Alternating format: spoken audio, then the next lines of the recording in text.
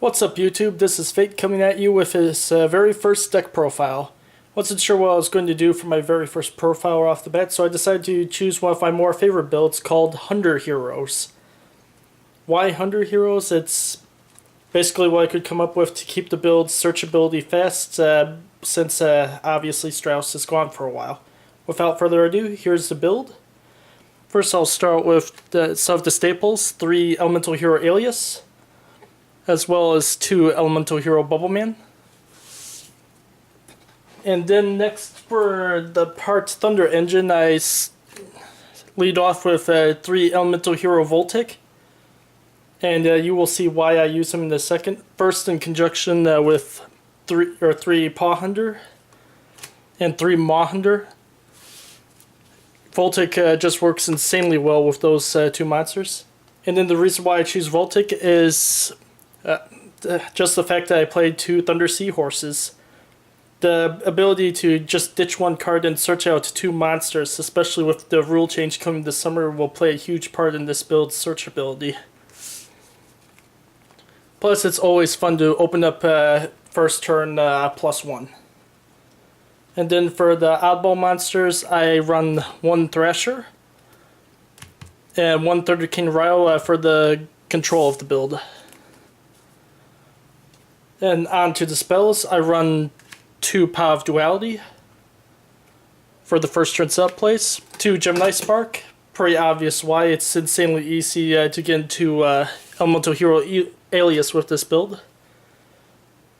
Then for the other searchers, I run triple emergency call and 1 reinforcement of the army. Pretty standard with E-Hero builds with Stratos being gone.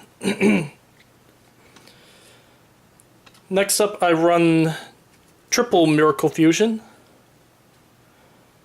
And then since I do go into my heroes a lot in this build, I also run 2 copies of Super Polymerization. Just an insanely good card in the format today, especially with BLs being out now. Just wipes them off the field and makes your Dark E-Hero. And then for the standard spells, I choose to run 2 Mystical Space Typhoon, as well as 1 Book of Moon, and 1 Dark Hole. Pretty heavy spell and monster lineup. So for the few spots of traps I use, I run 1 Torrential, 1 Compulse, 1 Bottomless, and 2 Mirror Forces. Pretty standard. If I could swap something else with someone wanting without making the deck size too heavy, I would. And if I had any extras left. So that's it for the main deck. On to the extra deck. I run 1 of each of the standard 5 Elemental E-Hero fusions. Mainly because 2 Super Polys take control of whatever monster your opponent throws out, blah blah blah. And then I run the triple copies of Elemental Hero Shining because you do run a lot of light attribute monsters in this build.